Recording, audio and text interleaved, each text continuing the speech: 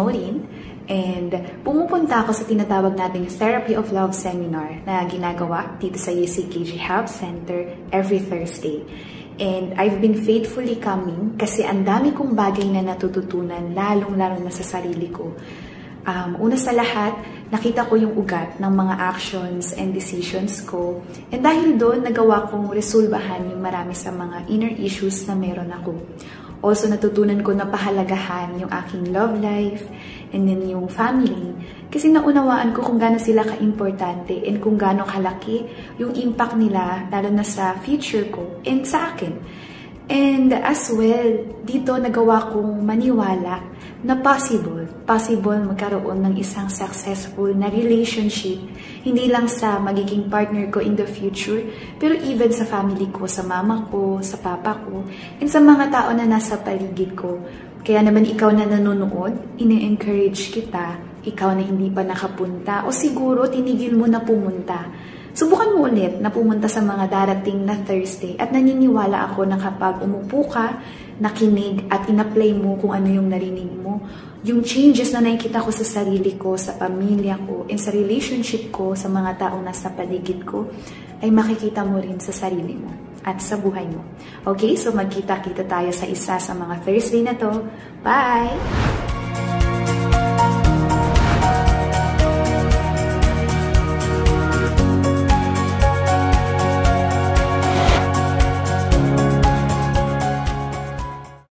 Hello, magandang araw po sa inyong lahat. Welcome sa ating Awakening of Faith program. Muli, nandito kami para maghatid ng salita ng Diyos sa inyo na alam namin na kapag in-apply mo kung ano man ang sasabihin ng Diyos sa iyo, galing sa kanyang salita, pwedeng mabago yung sitwasyon ng iyong buhay. So, ganun rin gusto ko po na mag-prepare kayo ng baso ng tubig kasi mamaya pwede kang sumabay sa prayer of agreement na naniniwala na sa pamamagitan ng prayer na to, pwede kang makatagpo ng solusyon sa mga problema mo. Okay? And also, gusto ko na rin kunin po itong pagkakataon na to na imbitahan kayo. Sa araw na to, meron tayong service na tinatawag na love therapy. Ito ay para sa mga taong single, married, may pamilya, at yung mga tao na gustong ma-bless sa kanilang love life, marriage at family. And siguro sinasabi mo, Pastor, gusto ko na magkaroon ng pinagpalang pamilya, magkaroon ng masayang relasyon. Gusto ko na makatagpo ng isang lalaki o babae na para sa akin. So gawin mo yung parte mo. Gawin mo yung parte mo kasi minsan iniisip natin na para bang hihintayin natin yung pagpapala na yun na dumating. Pero ang totoo, kailangan po nating ipaglaban. Gusto mo magkaroon ng blessed na family, paglaban mo. Gusto mo magkaroon ng restored na marriage. Gusto mo na maging masaya sa love life mo, ipaglaban mo. At yung love therapy service ay ito yung service na pwede mong puntahan para ma-bless ang iyong family, love life, and marriage. Meron pa tayong service mamaya, alas 7 ng gabi. So pumunta ka sa ating main church, at tanggapin mo yung gabay at blessing para sa iyong family at marriage. Okay? And after po nitong kantang to at ng testimony mapapanood ninyo, magbabalik po tayo para sa mensahe ng pananampalataya.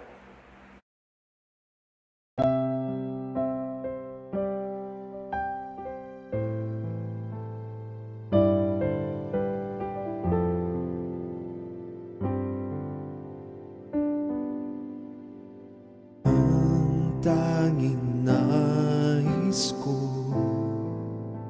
ay itaas sa'yo ang pag-ibig ko. Hindi lang ang buhay ialay, pagkat ikaw, Jesus, ang tanging Diyos sa buhay ko.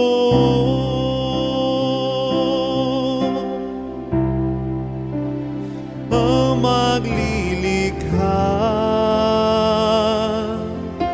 kami hinug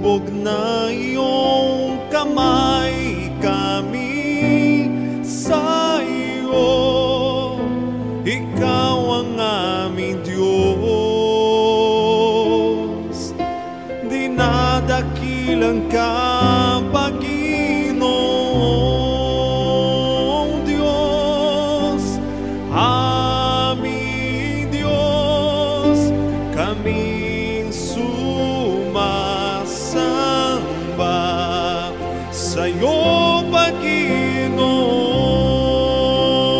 Diyos, aming Diyos, kaming sumasamba sa ngalan mo.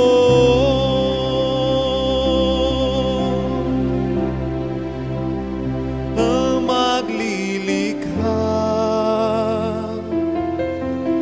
kami hinubog na iyong kamay, kami sa iyo, ikaw ang aming Diyos. Dinadakilang kang Panginoong Diyos, aming Diyos, kaming sumasamba sa iyo, Panginoong Diyos, aming Diyos, kaming sumasamba sa ngalan mo.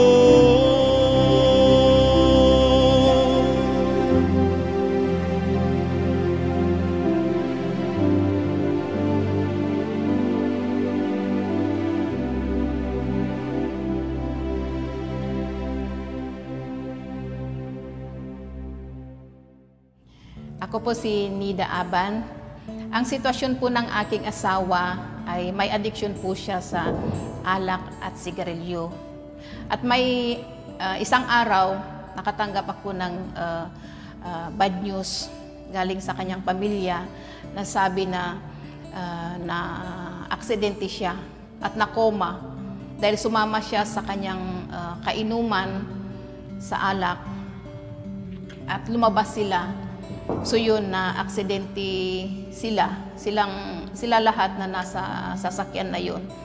And then, nung natanggap ko yun, yung bad news na yun, ang ginawa ko ay nagdasal ako na talagang inano ko sa Diyos na sabi ko, Lord, kung mamatay ang aking asawa ngayon, alam ko na pupunta siya sa impyerno.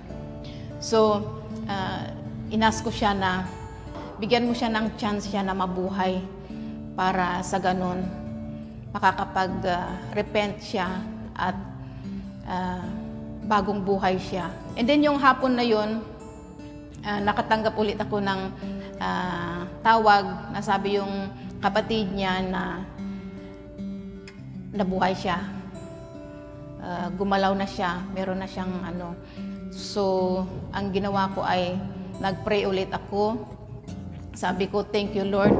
At inanseran mo yung panalangin ko na binigyan mo siya ng pagkakataon na ituwid yung masama niyang ay yung mga addiction niya. So yun, ngayon kasama ko ang aking asawa na linggo-linggo kami nagsisimba at talagang nilagay namin kaming mag-asawa ang aming buhay in the secret place of the Most High. Salamat po.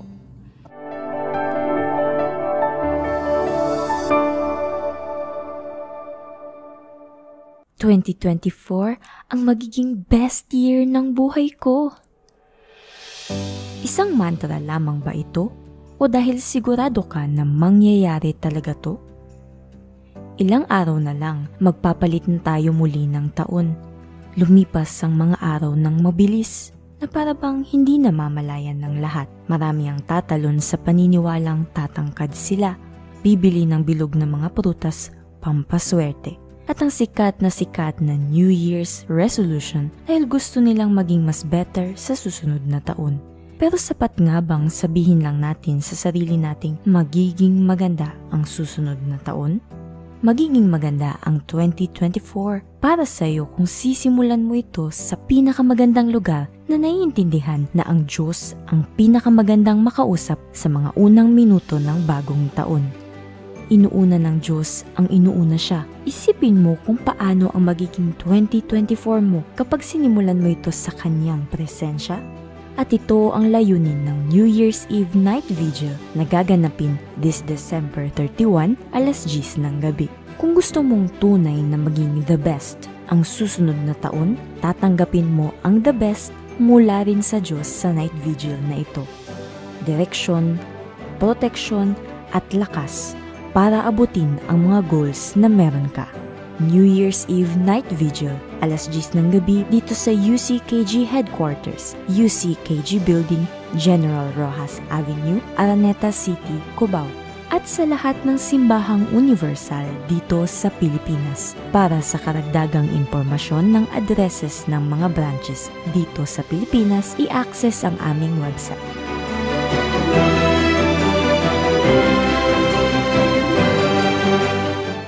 Ilang araw na lang po matatapos na yung 2023. Ilang tulog na lang. And siguro, ikaw yung tao na, alam mo yun, taon-taon na lang, parehas yung parang pagsalubong mo ng bagong taon. Siguro pag sinasalubong mo yung bagong taon sa iba't ibang lugar, pupunta ka ng park, o siguro kasama ng family mo, or kasama ng kasintahan mo, asawa mo, kaibigan mo, or pupunta kayo sa isang lugar na salubungin yung bagong taon. Pero nais ko po kayo na invite na gumawa ng kakaiba. Kasi taon-taon, nasa isa kang lugar na para bang masaya, nasa isa kang lugar na ang ganda at kumbaga nakaka-good vibes yung environment. You know? And then, nagsasabi ka palagi pagka 12 midnight na ng happy and blessed New Year. Pero, iilan lang po yung mga tao na, alam mo yun, nagsasabi ng gano'n na talagang nagkakaroon sila ng blessed and happy New Year. So, gusto ko tang imbitahan. This coming 31, alas 10 ng gabi, magkakaroon tayo dito ng night vigil, New Year's Eve night vigil sa tahanan ng Diyos. And may mga tao na magsasabi, boring pag nasa tahanan ng Diyos kapag New Year ka. Pag New Year. Minsan pang inisip ng mga tao na mali. Mali at para bang pagiging fanatiko yung pagpunta sa church pag New Year's Eve night vigil. Pero alam niyo po ba na yun yung pinakamagandang gawin sa pagtatapos ng taon at sa pagpasok ng bagong taon? Bakit? Kasi pag tayo ay nasa tahanan ng Diyos or inuuna yung Diyos sa pagtatapos ng taon at sa bagong taon na sasalubungin natin, ito yung gusto ng Panginoon. Kasi ang totoo naman po talaga, sa 365 days na araw sa buong taon, ang kakailanganin natin is yung Panginoong Diyos. Yes or no? Ang kakailanganin natin ay yung lakas at gabay ng Diyos.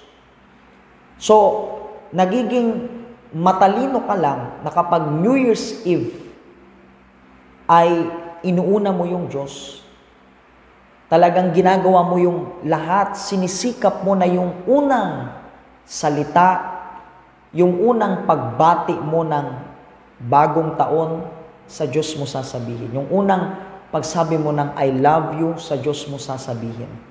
Di ba po magandang experience yun? So try mo. Try mo na this coming Sunday, 10 p.m. Siguro po yung iba sa inyo, aattend kayo ng service. Pero babalik kayo ng 10 p.m. Atin kayo ng service na umaga, babalik kayo ng 10 p.m. hanggang, alam mo yon, 12 past para salubungin yung bagong taon.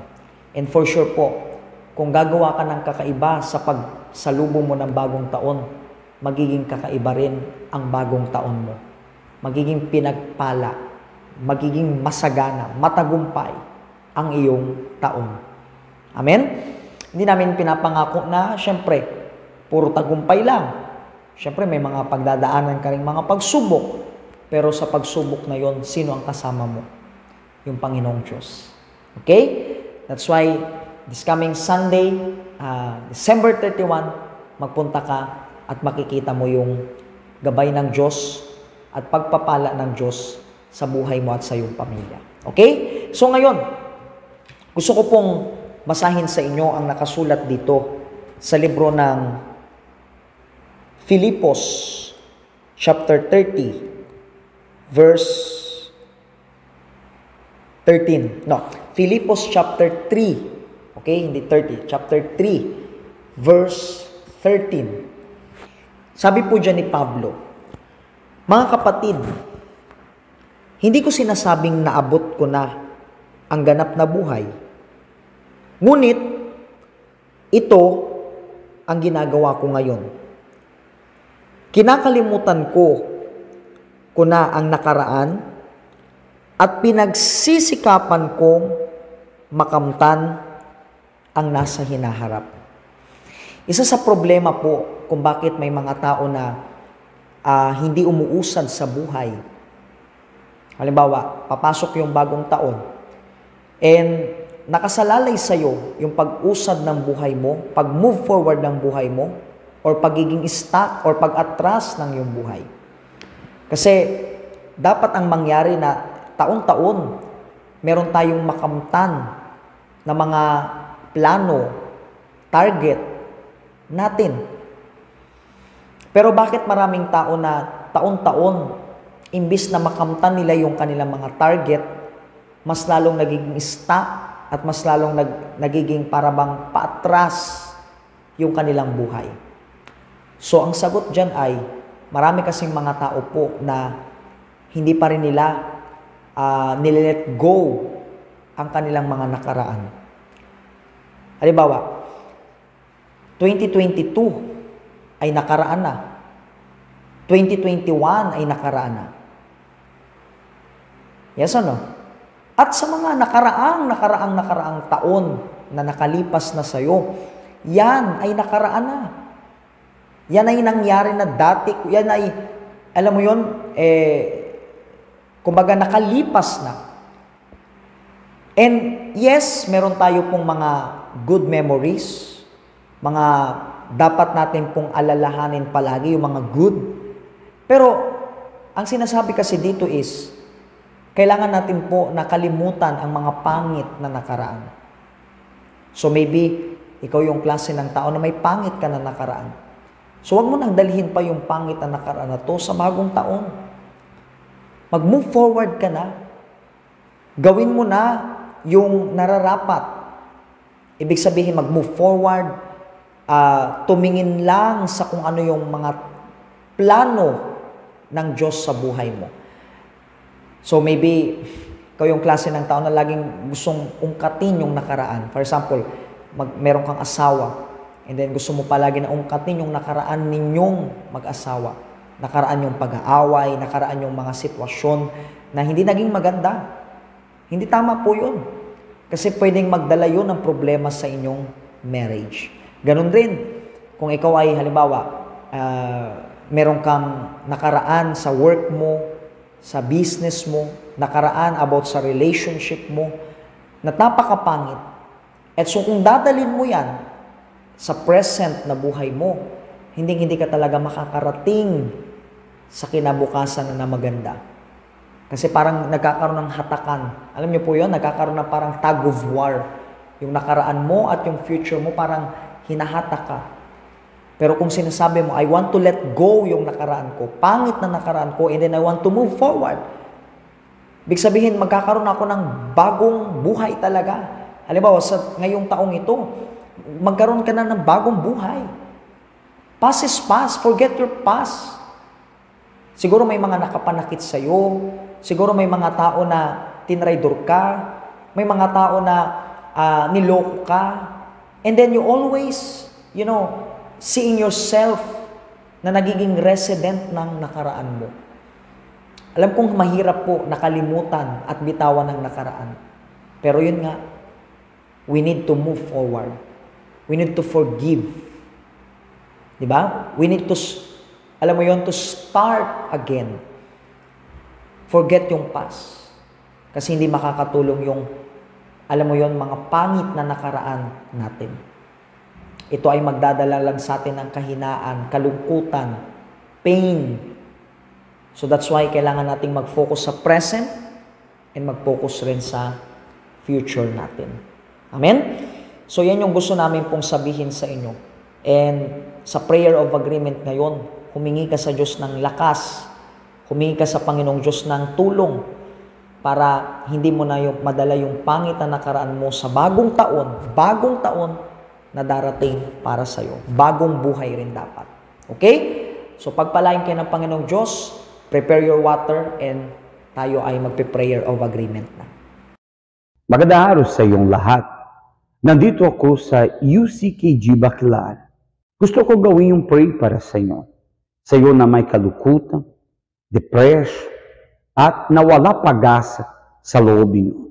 Ihanda mo isang bote ng tubig o isang baso ng tubig kasi sa pamamagitan ng panalangin na ito, matatanggapin niyo tagumpay. Ipikit yung mga mata.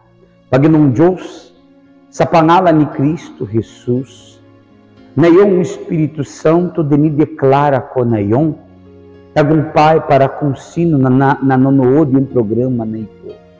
Para matanggapin nila, O Diyos, bless. Para kung sino may kalukutan. Para kung sino, Panginoon Diyos, na walang pag-asa o matinding kalukutan sa loob nila. Kaya, O Diyos, ipakita mo ang iyong kapangyarihan sa kanilang bahay, sa kanilang pamilya, para matanggapin nila ang iyong biyaya. Kaya, O Diyos, basbasang ang tubig na ito para makaroon tagumpay. Sa pangalan ni Kristo Jesus, kung naniniwala kayo, diyan mismo, open yung tubig mo at inumin ninyo ang tubig pakiusap. Receive now kagalingan, yaya, ang kapangyarihan ng Diyos sa iyong buhay. Ibigay mo, O Diyos, ang iyong direksyon, ang iyong gabay para sa kanila. Sa pangalan ni Jesus, dinideklara ko ang presensya mo na sa loob nila. Sa pangalan ng Ama, ng Anak, at Espiritu Santo, kung naniniwala ka, sabihin niyo malakas, Amen. Amen? Ang Diyos ay sumasayo, ang blessing na sa inyo. Kaya, mga kaibigan, hanapin niyo yung simbahan mas malapit sa iyo. Ang address ko ay Taft Avenue, corner Harrison Avenue, sa 2nd floor, Baclara Supermall. Malapit na sa Baluate Build. Pagpalay kayo ng Diyos.